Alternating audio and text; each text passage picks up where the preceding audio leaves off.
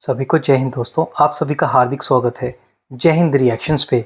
आज हम आपके लिए एक इंटरेस्टिंग और एक दमदार डिबेट लेकर आए जिसमें आप देखेंगे पाकिस्तान जो कि बड़ी बड़ी बातें करता था मुस्लिम उम्मा की यानी कि ओआईसी की, उसकी पूरी तरह से हवा निकल चुकी है।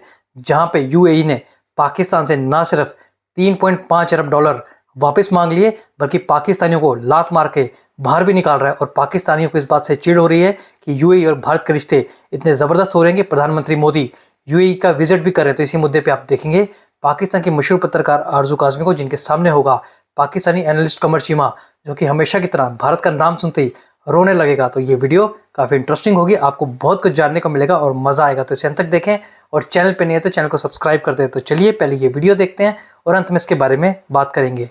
जय हिंद, जय भारत। सर ये क्या बात है? यूएई जो है वो बार बार एक तो पाकिस्तान से पैसे वापस मांग लिए, अब हमारे लोगों को भी निकाला जा रहा है।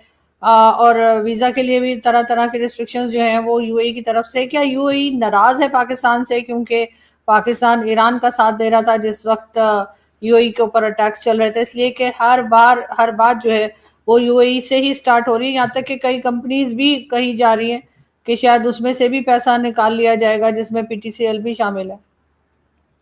देखिए, बात सिंपल सी है। यूएई पाकिस्तान से क्यों नाराज? सवाल है एक।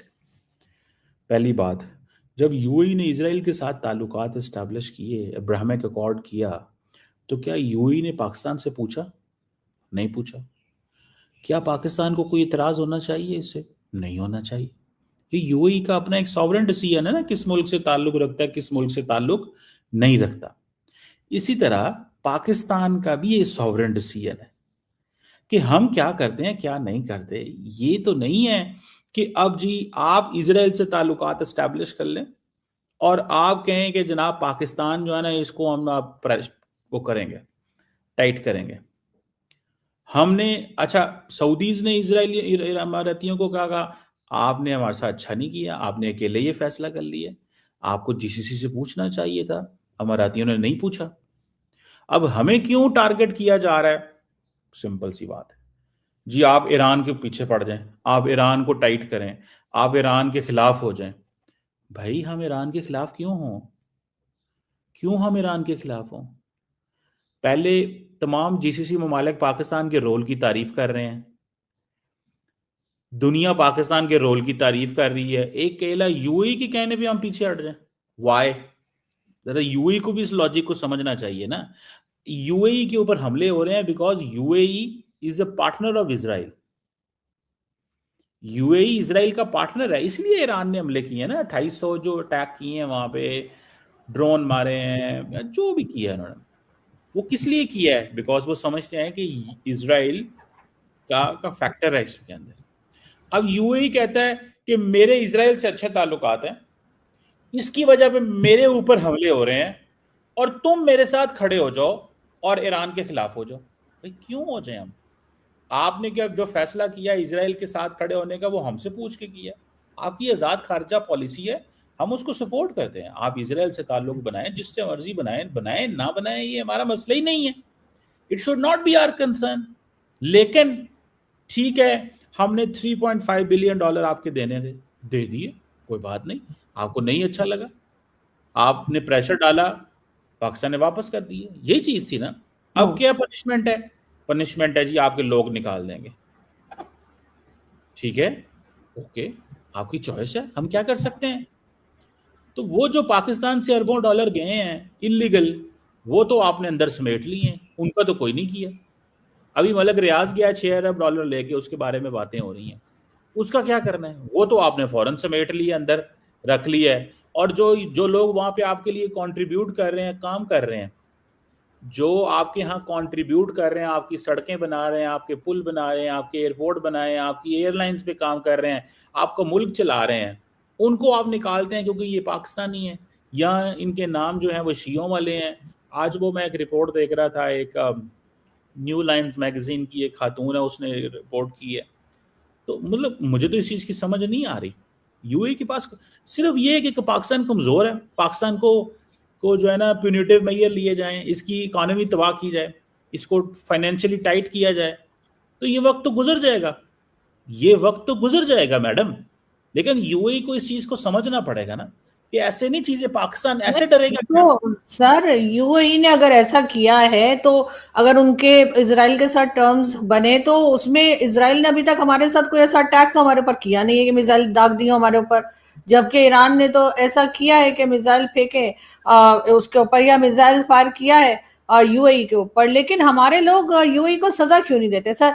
हमारे जो रिटायर्ड फौजी हैं, जो ऊपर की पोस्ट पे रहे हैं, जिनका पैसा यूएई में लगा हुआ है, इसाक डार साहब और साथ ही साथ जरदारी साहब, नवाज शरीफ और कई लोगों के नाम है सर जिन्होंने इन्वेस्टमेंट कर रखी है, चाहे बड़े स्केल पे की हो छोटे पे की हो। हमारे यहाँ से बहुत से ऐसे लोग हैं जो पॉलिटिशियन भी है, बिजनेस कम्युनिटी भी है, उन्होंने यूएई में पैसा लगा रखा है। क्यों नहीं अपना पैसा वापस निकाल के पाकिस्तान ले आते हैं और कहते हैं कि जी हम नहीं लगाएंगे यहाँ पर पैसा, इन्होंने हमारे लोगों को निकाल दिया है।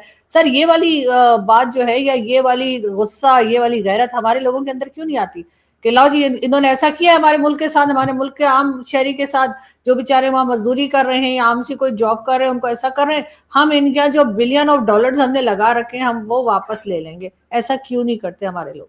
देखिए मैडम, उन्होंने रेटिंग नहीं लेनी आपकी तरह, ठीक है? अच्छा, वो, हाँ, आपने लेनी है रेटिंग, उन्होंने कारोबार करना है, ठीक है?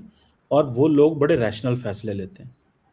और गवर्नमेंट ऑफ पाकिस्तान ने $3.5 अरब दे दिए, लेकिन गवर्नमेंट ऑफ पाकिस्तान ने ये नहीं कहा कि जनाब हम आपने हमारे साथ ये किया है तो प्रेशराइज कर रहे हैं तो हम ये कर रहे हैं।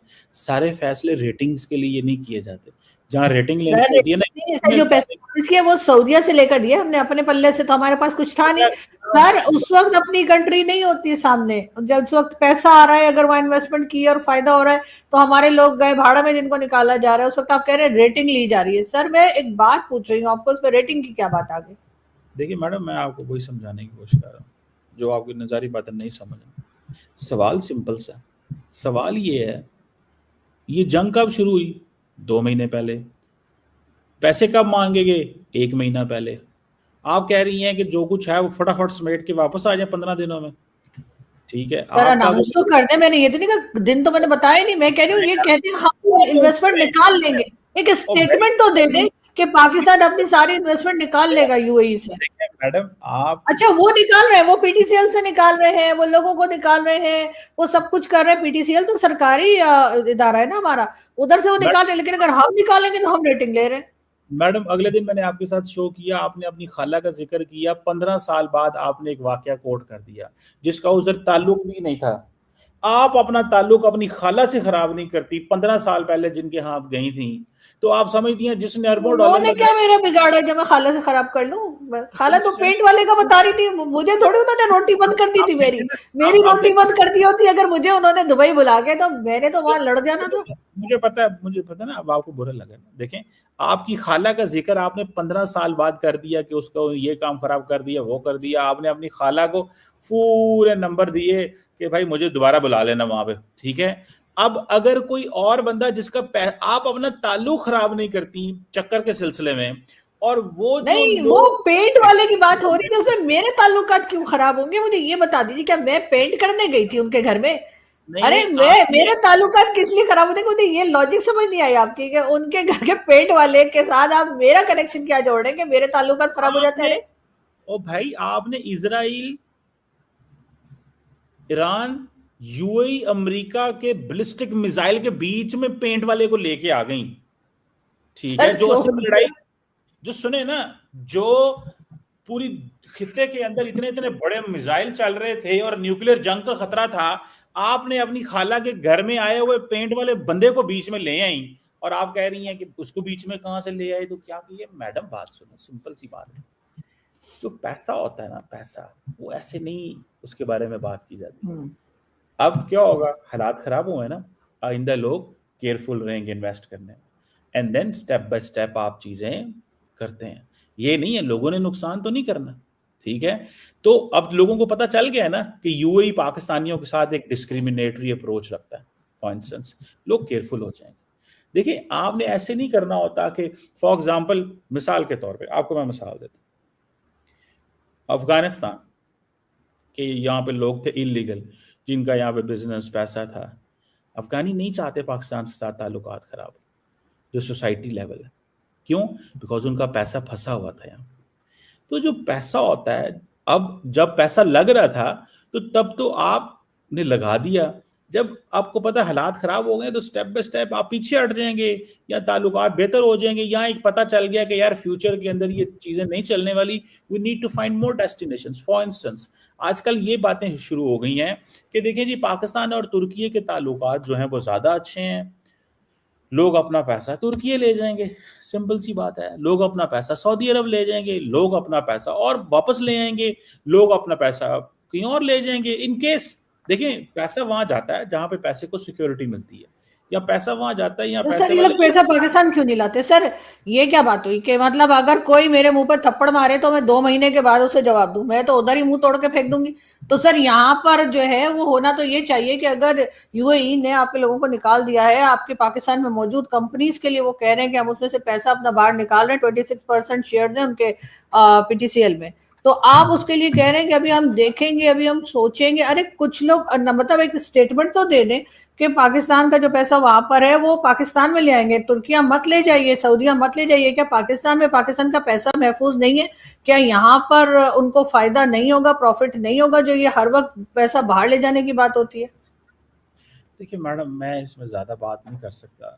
आप एक ही वो पंजाबी कहते हैं पानी में मदानी डाल के बैठ गई आप। मैंने बता तो दिया है, इसमें लोगों की मर्जी है, वो आप आहिस्ता आहिस्ता फैसले कर लेंगे, ये कोई बहुत बड़ी बात नहीं है, हो जाएगा। इसको आगे चले। दोस्तों आशा करता हूँ कि वीडियो को आपने अंत तक देखा होगा और जिस तरीके से आरजू काज़मी ने चीमा की बोलती बंद की वो देखकर आपको काफ़ी मज़ा आया होगा और वीडियो आपको काफ़ी पसंद आई होगी। और चीमा को मैं एक बात कहना चाहूँगा, बिल्कुल सही कहा तूने चीमा, ये वक्त भी गुजर जाएगा और आने वाला वक्त पाकिस्तान के लिए और भी ज़्यादा बद से बदतर होगा। दोस्तों आशा करता हूँ वीडियो को आपने अंत तक देखा होगा। वीडियो अगर आपको पसंद आई है तो इसे लाइक और शेयर जरूर करें और अपने विचार हमें कमेंट सेक्शन में लिखकर जरूर बताएं। और एक बार फिर चैनल पर नहीं है तो चैनल को सब्सक्राइब कर दे। तो चलिए फिर मिलेंगे ऐसी किसी इंटरेस्टिंग और लेटेस्ट वीडियो में, तब तक अपना ध्यान रखिए। जय हिंद, जय भारत।